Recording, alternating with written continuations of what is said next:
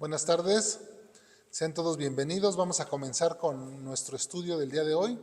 A los que nos ven a través de Facebook y YouTube les mandamos un abrazo de parte de esta congregación.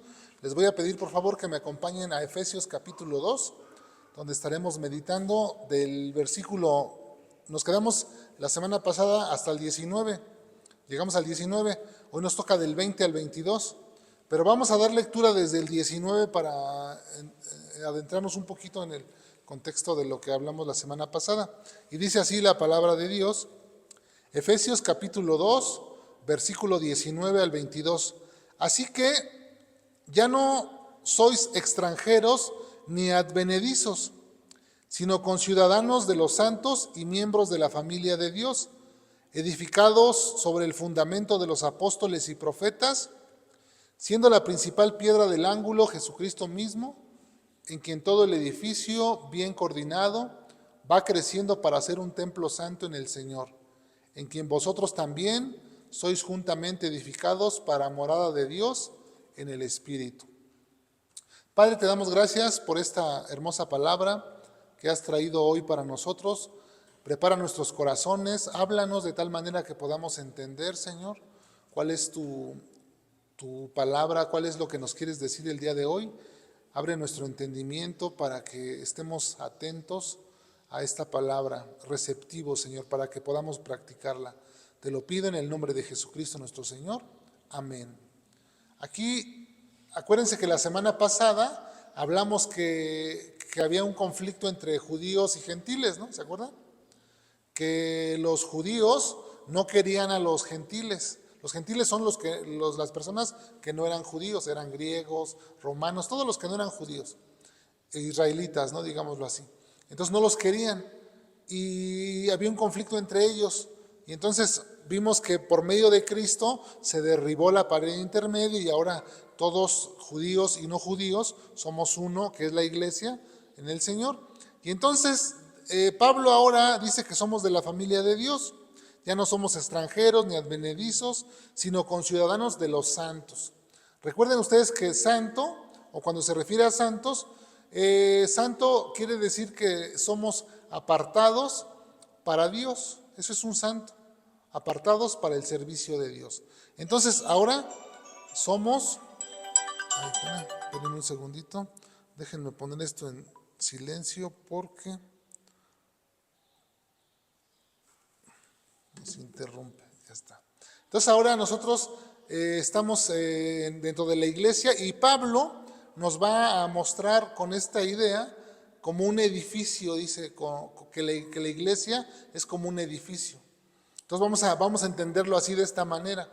Dice Pablo, o Pablo representa la iglesia como este edificio que está siendo construido conforme pasa el tiempo, y entonces él dice que Cristo, o nos pone esta imagen para que nosotros podamos entenderla, que este edificio está, digamos, asentado sobre una base sólida de piedra, ¿no?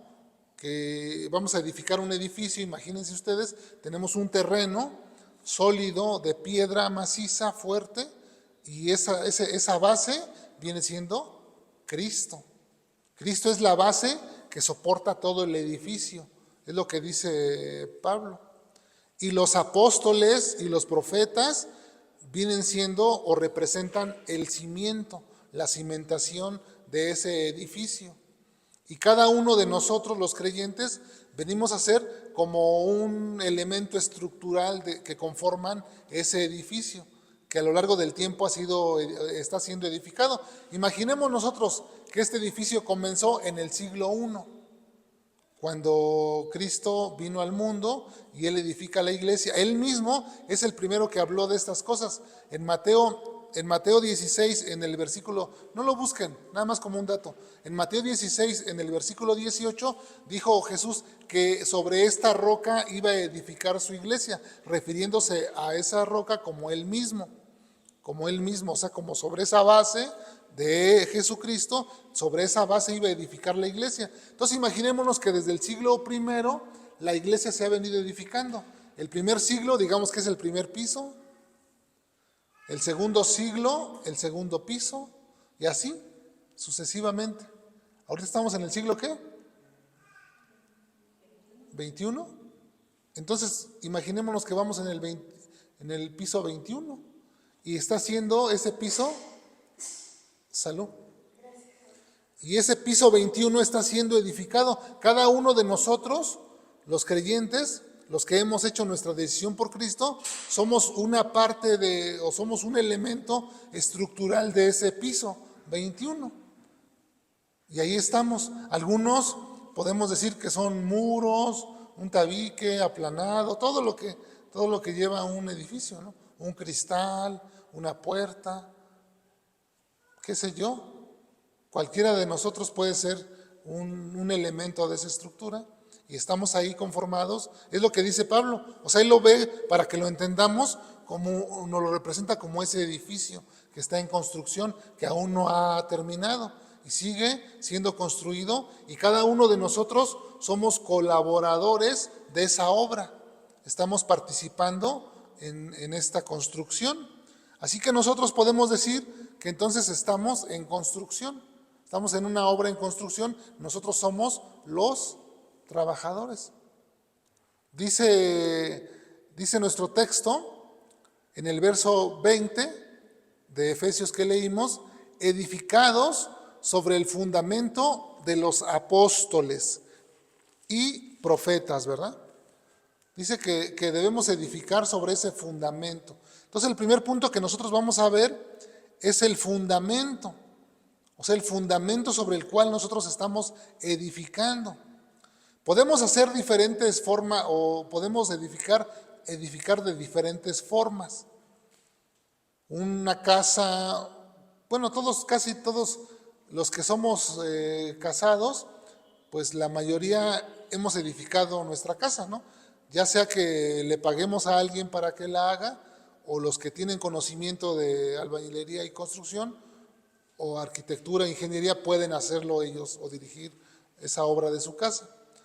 Entonces, imagínense ustedes que vamos a ver así como que Dios es el dueño de la iglesia y entonces contrata a un arquitecto para que le diseñe, o bueno, le haga ese diseño y se construya la iglesia.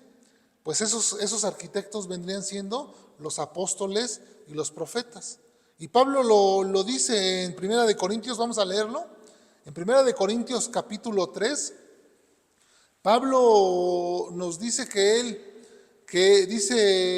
él, por la gracia de Dios, 1 Corintios 3, en el verso 10 y 11.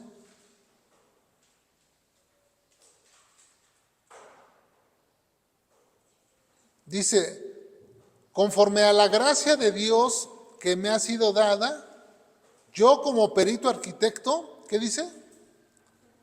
Puse el fundamento y otro edifica encima. Pero cada uno mire cómo sobreedifica, porque nadie puede poner otro fundamento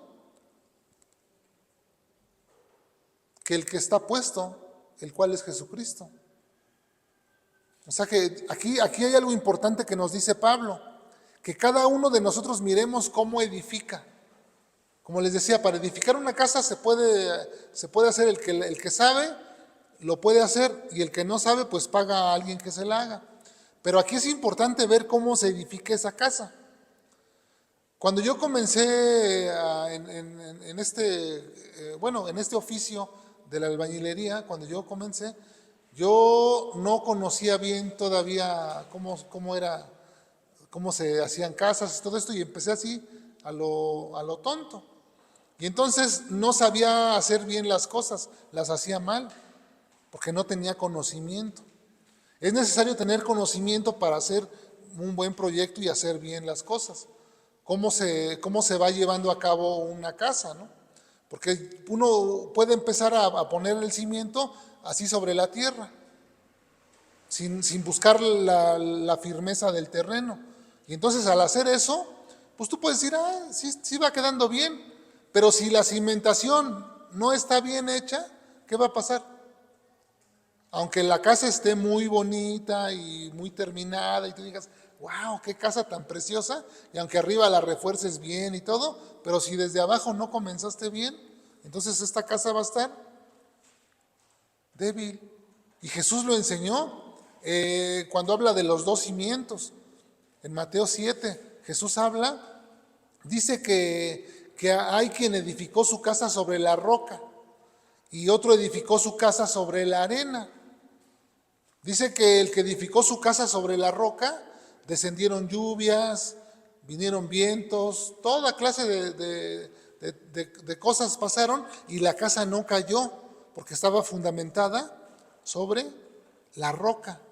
Pero el que hizo su casa sobre la arena, vinieron lluvias, descendieron ríos y la casa se destruyó y fue grande su ruina porque no la fundamentó sobre la roca. Esto representa que, o en esa enseñanza, Jesús está enseñando que el que oye las palabras o las enseñanzas de Jesús y las practica, dice que le iba a comparar al hombre que edifica su casa sobre la roca. Y el que oye las palabras o las enseñanzas de Jesús y no las practica, se le compara a un hombre imprudente que edifica sobre la arena. Entonces hay dos maneras de construir, de edificar. Y dice Pablo en el texto que leímos de 1 de Corintios 3, cada uno mire cómo edifica. O sea, esa es nuestra responsabilidad, darnos cuenta cómo estamos edificando nuestra vida espiritual. ¿De qué forma estamos edificando nuestra vida? ¿Sobre qué está fundamentada nuestra creencia? Algunas veces los que venimos de un trasfondo católico, nuestra vida espiritual estaba fundamentada pues, sobre las cosas que escuchábamos. Pero había una incongruencia fuerte en nuestra vida, ¿no? Porque sí hablábamos de Dios y nos gustaban las cosas de Dios, pero nuestra vida no reflejaba nada de lo que se enseña. Porque en la Iglesia Católica, bueno, vamos a suponer, también hay enseñanza, ¿no? También les enseñan a que vivan en santidad, también les enseñan ciertas cosas, pero la mayoría de la gente no lo practica. Entonces, son gente que está edificando su vida espiritual sobre la arena. Y más, bueno, todavía para acabarla de amolar con las ideas equivocadas en las que muchas veces se encuentran. Como por ejemplo que María es corredentora, que eso no se encuentra en la Biblia. Como que le tenemos que orar a los santos. Eso no se encuentra en la Biblia. No vamos a encontrar en la Biblia en ningún lugar que tengamos nosotros que pedirle a San Pedro o a San Juan o a San Judas. Por eso no está en la Biblia. Eso es un invento de las personas, como dijo un tío mío, cosas hechas por tipos listos para embaucar a los que no lo son. Ahí está, y están metidos en eso. Pero dice Pablo, cada uno mire cómo edifica, porque el tiempo va a declarar lo que estás haciendo. Tú dices, bueno, yo estoy edificado aquí, sí, con el tiempo va a mostrar Dios quién es el que está edificando sobre este fundamento de los apóstoles y profetas. ¿Y quién no está? Esto quiere decir que los apóstoles, los profetas, son los autorizados por Dios para entregarnos a nosotros la doctrina, las enseñanzas que nosotros tenemos que aprender, que seguir. Ellos son los indicados. Así que si nosotros encontramos otra fuente que no sea la Biblia, ¿qué debemos hacer? Pues no podemos basar nuestra fe, nuestra creencia en una fuente externa, porque la Biblia en materia de fe es la que tiene la autoridad. Y nosotros, si queremos seguir esta enseñanza, edificar sobre el fundamento de los apóstoles y profetas, ¿qué tenemos que hacer? Pues fundamentar nuestras creencias en la Biblia. Ahí está. Si en la Biblia usted no encuentra lo que usted está creyendo, pues yo le sugiero que debería de desecharlo. Porque entonces usted está edificando de otra manera. Y la Biblia es clara. La palabra de Dios es clara, dice Pablo. Cada uno mire cómo está edificando. Porque podemos edificar pues de diferente manera. ¿Y tú? ¿De qué manera estás edificando tu vida? ¿Cómo estás edificando? Los judíos En aquel tiempo, en el primer siglo, ellos decían que, o ellos creían, porque así se les había enseñado, que guardando la ley, los mandamientos que se les habían dado, que se les habían entregado, que guardando esos mandamientos ellos iban a obtener la vida eterna. Esa era su creencia. Ellos estaban edificando sobre esa creencia. Cuando llega Cristo, el Mesías, ellos lo rechazan. Ellos rechazaron a su Mesías. Quiere decir que ellos no estaban edificando sobre el fundamento. Ellos estaban edificando, pero sobre otro fundamento, ajeno al que habla la Escritura. Y nosotros podemos estar edificando nuestra vida sobre ideas erróneas, enseñanzas equivocadas, corruptas, herejías. Y eso tenemos que, nosotros, es nuestra responsabilidad averiguarlo para estar en la verdad, para estar edificando este edificio en el que estamos y que verdaderamente estemos siendo parte de este edificio que es la iglesia. Cada uno de nosotros somos miembros de este edificio, un tabique, un muro, una columna, una dala, una viga, una losa, lo que sea. Dios, el Espíritu, nos introdujo a cada uno dentro del cuerpo de Cristo y ahora somos miembros de la familia de Dios. Y cada uno de nosotros es nuestra responsabilidad ver cómo estamos edificados sobre el fundamento de los apóstoles y profetas. ¿Quiénes son los apóstoles? Pues sabemos que son los hombres que Dios escogió para llevar el mensaje. Apóstol quiere decir enviado o mensajero. Es decir, que los 12 apóstoles que Jesús escogió son los autorizados para llevar el mensaje que mismo Jesús les entregó. Dice Pablo, porque yo recibí de Dios este mensaje que les estoy anunciando. En Gálatas lo dice Pablo, yo lo recibí de Dios, no lo recibí de hombres, sino de Dios. Entonces, apóstol es aquella persona que es un mensajero o un enviado de Dios. Y un profeta, en el Antiguo Testamento los profetas eran los hombres a los que Dios escogió para hablar su mensaje, para hablar. Y ellos decían, y el Espíritu de Dios está sobre mí, por cuanto Dios me ha dicho tal, tal, tal, tal. Y ellos daban el mensaje que Dios les decía, se lo anunciaban al pueblo. Son los profetas del Antiguo Testamento que conocemos. Siendo la principal piedra del ángulo, dice Jesucristo mismo. Como ya les digo, Jesús es la base sobre la cual descansa la iglesia. Jesús es la base. Sus enseñanzas son la base sobre la cual nosotros tenemos que estar siendo edificados. Y Jesús autorizó a sus 12 apóstoles para que nos enseñaran o nos desarrollaran la teología. Pablo es uno de ellos, de los que más desarrolló la enseñanza de Jesús, basado en las enseñanzas de Jesús. Pablo enseñó basado en las enseñanzas de Jesús, no basado en su propia idea, sino en lo que Jesús enseñó, lo que Jesús le enseñó. Cuando nosotros tenemos alguna duda con respecto a algún tema, un tema que no entendemos, ¿qué es lo que hacemos?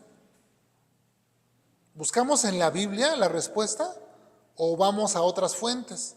Hay algunos que, por ejemplo, acuden a que les lean la mano, algunos acuden a que les hagan limpias, algunos creen hasta que en los muertos. Algunas personas piensan que los muertos los cuidan, que los muertos se convierten que son ángeles y que desde el cielo los están cuidando. La Biblia no enseña nada de eso. Y tenemos que ser abiertos en nuestra mente para entender estas cosas y aceptar las cosas de Dios. Porque si no, entonces estamos edificando sobre algo falso. ¿De dónde sacamos nosotros que una persona que se muere nos cuida desde el cielo? Si en la Biblia dice que los muertos ya no tienen más parte aquí en la tierra. Ya no hay interacción con los lo enseñó Jesús cuando muere Lázaro, ¿no? El hombre rico. Y entonces dice que había una división, una cima que los dividía, de tal manera que los que están en un lado, en el tormento, no pueden pasar al seno de Abraham, así lo llama. Y dice, no se puede pasar de aquí para allá ni de allá para acá. Entonces no hay tal cosa de que un muerto pueda venir a visitarme. Mas sin en cambio, nosotros estamos confundidos muchas veces porque seguimos haciendo cosas que no son congruentes con lo que enseña Dios. Yo en alguna ocasión, una vez escuché decir a una persona, no, es que mira, cuando hacen la celebración del Día de Muertos, los muertos vienen y se toman el agua, que el vaso se ve a la mitad y baja. Pero ¿de dónde sacamos esas cosas? No tienen fundamento en la Escritura. En todo caso, podrían ser demonios que vienen a manipular ahí. Pero cada uno tiene que tener esa en su mente, en su corazón, esa humildad de venir a la Escritura y corroborar si lo que está creyendo es verdad o no. Porque yo no soy quien para decirle o imponerle qué deba usted de creer. Cada uno que ha creído en Cristo debe hacer su decisión y decir, bueno, a ver, si en la Biblia dice que yo tengo que hacer eso, yo lo tengo que hacer. Pero si en la Biblia no lo dice, ¿qué tengo que hacer? Desechar esa creencia es lo que tengo que hacer. Porque dice, cada uno mire cómo está edificando su vida. Porque es nuestra responsabilidad individual. Somos seres morales, responsables delante de Dios y un día daremos cuentas de las cosas que hicimos aquí en la tierra. Y no habrá excusa. Hoy yo les estoy diciendo estas cosas, si ustedes no las sabían, y un día cuando estemos en la presencia de Dios, ya no habrá excusa de decir es que yo no sabía. Ya no le podrás decir a Dios es que yo no sabía eso. No, sí, ya lo sabes, ya lo escuchaste. Ahora es tu decisión y tú tienes que tomar tu decisión y decidir qué vas a hacer. Porque dice la Escritura en el 21, en quien todo el edificio bien coordinado va creciendo. ¿Para qué va creciendo el edificio? Para ser un templo santo en el Señor. O sea, la idea de esta edificación, la idea de este edificio es para que sea un templo santo. Es para que sea un templo santo, apartado del mal. Santo quiere decir, ya dijimos que un santo es una persona que está apartada para el servicio de Dios, una persona que se aparta de la maldad y que empieza a vivir en las ordenanzas que nos marca la Biblia. Me aparto de la maldad y empiezo a vivir en las cosas que Dios dice. Sigo en la ruta que Dios me ha marcado. Y así es como debo vivir. Esa es la intención. Eso es lo que Dios quiere formar.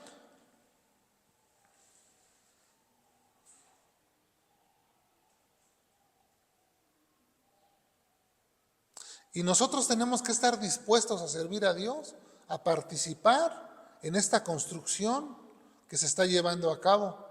Pero es necesario que nosotros nos limpiemos de toda contaminación y vivamos rectamente, agradándole a Dios en toda nuestra manera de vivir.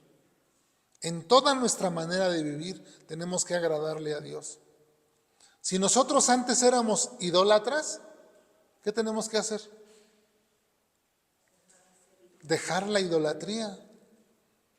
Yo recuerdo cuando nosotros, antes de ser cristianos, le dije a mi esposa, no, pues hay que hacer un altar para la Virgen de Guadalupe.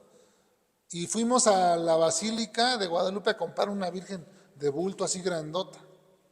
Dijimos, vamos a hacer aquí, precisamente aquí, y vamos a hacer su nicho, le decimos, ¿no? O le llaman. Y lo íbamos a hacer aquí, y fuimos, compramos la Virgen, ya teníamos todo preparado porque el 12 íbamos a hacer tamales, íbamos a celebrar a la guadalupana, 12 de diciembre. Bueno, compramos la Virgen, la pusimos ahí en la casa, ahí la teníamos en lo que se hacía según su altar que le íbamos a hacer.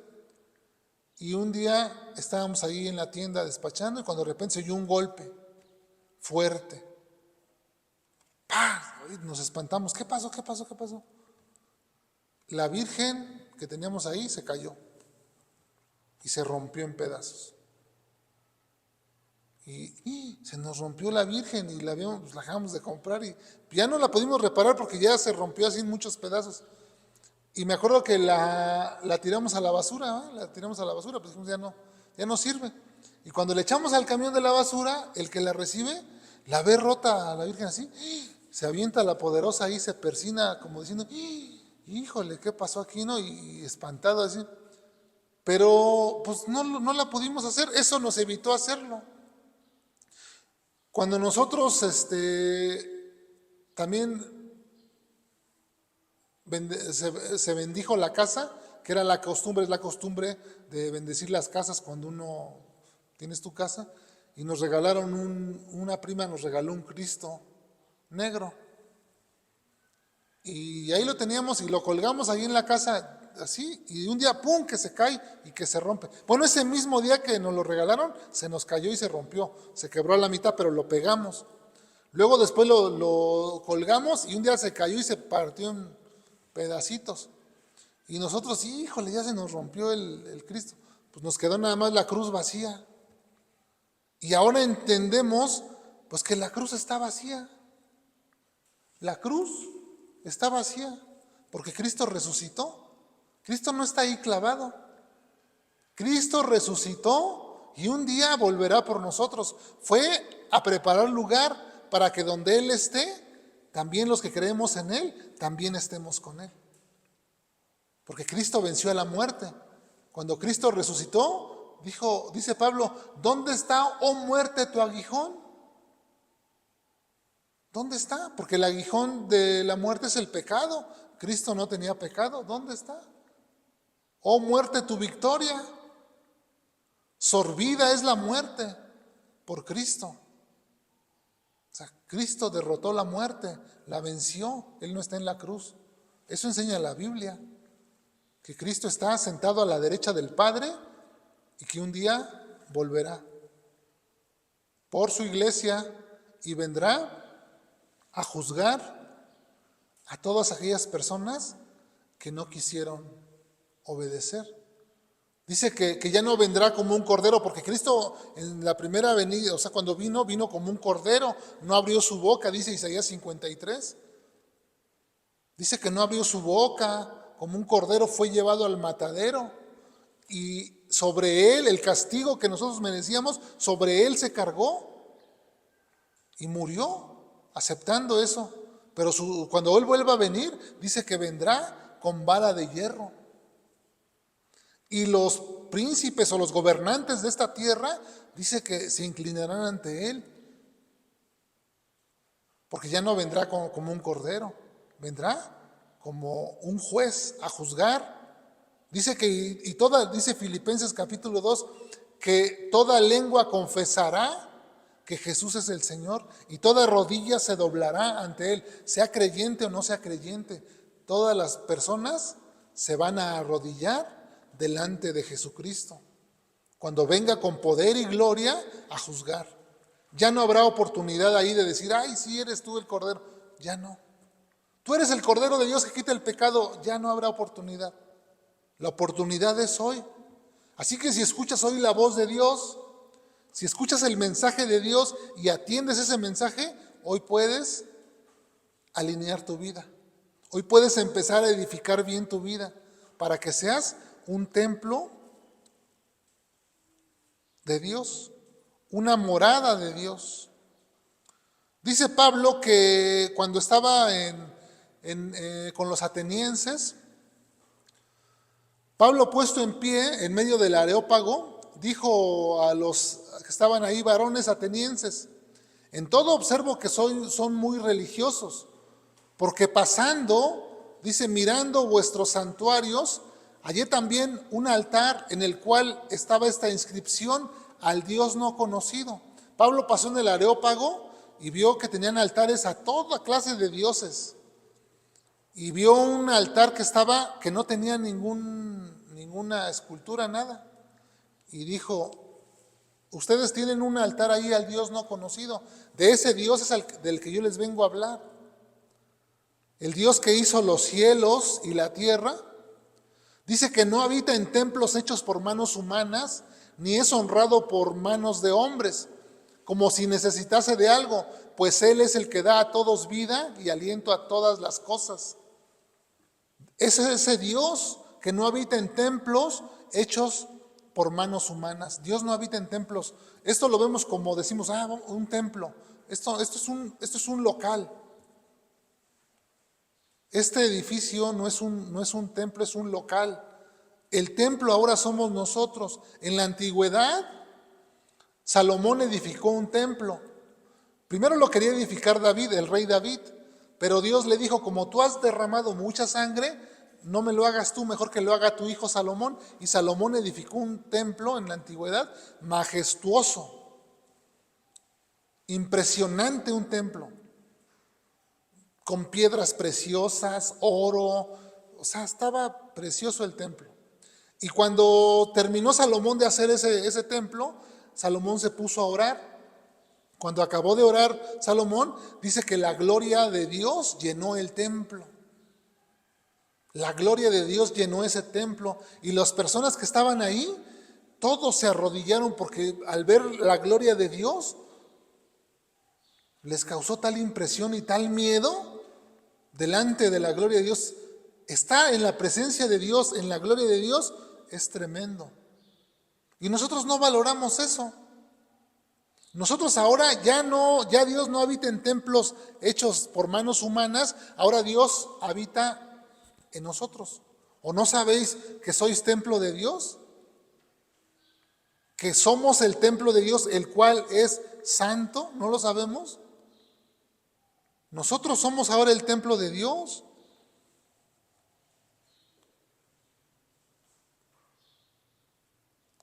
Y como templo de Dios, tenemos que vivir en santidad, porque Dios es santo. Dios demanda santidad de cada uno de nosotros, que vivamos limpios, apartados de toda corrupción que hay en este mundo. Vivimos así. A veces nos dejamos llevar, ¿no? A veces nos dejamos llevar por las cositas del mundo, o las cosas, o la corriente, o los malos ejemplos que vemos.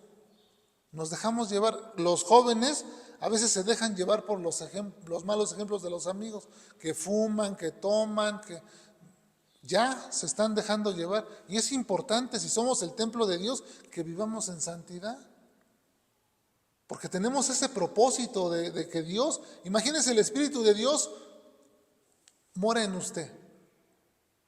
Y usted anda haciendo toda clase de males. ¿Qué dirá el Espíritu de Dios? Si en la mañana me levanto gritando, echando, pues ya ni por no decir, ¿verdad? Empiezo a decir cosas.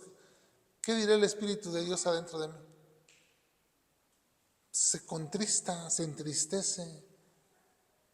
Por eso la Escritura dice, no contristéis al Espíritu Santo de Dios que mora en ti, porque lo apagamos. ¿Cómo nos va a hablar el Espíritu de Dios? ¿Cómo nos va a guiar si estamos todo el día haciendo maldad? Estamos maldiciendo. Dice Santiago, ¿a poco de una fuente de agua brota agua dulce y agua salada? ¿Cuándo se ha visto eso? Pues no, hay fuentes de agua dulce y fuentes de agua salada. Inclusive no se junta el agua, ¿eh? Dice, ¿cuándo has visto eso? Bueno, pues nosotros, de una misma boca procede bendición a Dios y también maldición. Porque con ella bendecimos a Dios y con ella maldecimos a los hombres, a las personas. Eso no debe de ser así. Tenemos que aprender. Nosotros hemos atravesado por circunstancias en la vida donde nos hemos encontrado que muchas veces nuestros padres, nuestros hermanos, nuestros familiares, la gente más cercana a nosotros que no tenía conocimiento de Dios, nos lastimó. Nos lastimó. Las personas que más debieron amarnos muchas veces son las personas que más nos lastimaron. Dice la Escritura, porque no me afrentó un enemigo. O sea, no fue un enemigo el que me lastimó, sino dice, tú, mi íntimo, con el que compartía.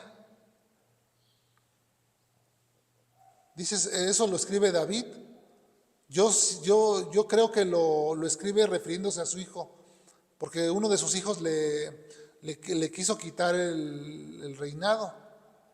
Entonces dice David, no fue un enemigo que me quiso venir a quitar el trono, fue un íntimo, un hijo mío que se sentaba conmigo y en la mesa compartíamos nuestros secretos más como familia. Y a veces en las familias pasa eso, ¿no? Las mujeres, ¿quiénes son las que más los lastiman? Las lastiman sus propios esposos. Como golpes de espada, dice, son esas palabras hacia las mujeres. Las humillan, las desprecian. O eso hacíamos antes. Yo también, para vergüenza mía, lo reconozco, también lo hacía. Pero gracias a Dios que nos dio entendimiento y hemos cambiado de dirección. Eso es arrepentimiento, cambiar de dirección. Ya no vamos en esa dirección, ahora vamos o tratamos de vivir en la dirección que Dios nos marca, guiados por la Escritura y por el Espíritu de Dios que mora en nosotros. Y eso es lo que nosotros tenemos que hacer, porque somos un templo de Dios, y el templo de Dios es santo. Dios es santo, y por lo cual demanda santidad de cada uno de nosotros. Que no se nos olvide esto, que no se nos olvide, porque a los jóvenes en su vida, son muy jóvenes, y en su vida se van a encontrar con esas personas que los van a querer llevar por diferentes caminos. Ay, ¿a poco tú eres de los que lees la Biblia? ¿A poco tú eres de los que quieren obedecer a Dios? Se van a burlar, se van a burlar. Pero conviene seguir a Dios. Y vamos a encontrar una lucha y una oposición fuerte en el mundo, afuera. Y tenemos que ser capaces de vivir a la altura de Dios, en santidad, porque somos un templo, somos un edificio, dice Pablo, un edificio que está siendo edificado. Y es nuestra responsabilidad mirar cómo estamos edificando. Amén. Así que eso es de lo que nos habla,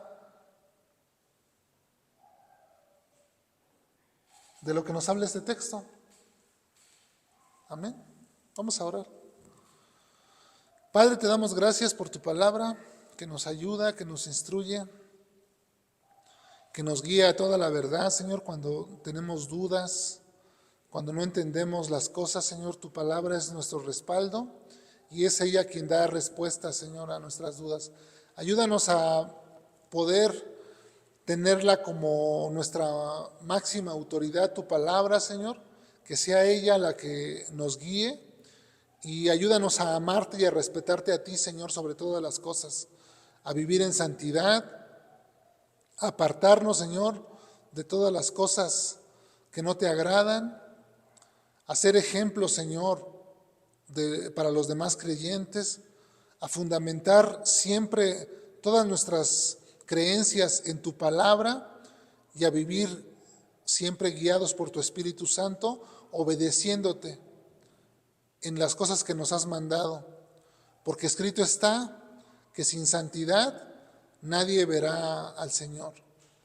Así que queremos que nos ayudes en nuestras debilidades, que quites de nosotros, Señor, todas esas tentaciones. Ayúdanos a vivir orando y velando, Señor, para no entrar en esas tentaciones. Guíanos en el nombre de Jesús. Amén. Amén. Pues les mandamos saludos a los que nos ven a través de YouTube. Que el Señor les bendiga. Abrazos desde la congregación.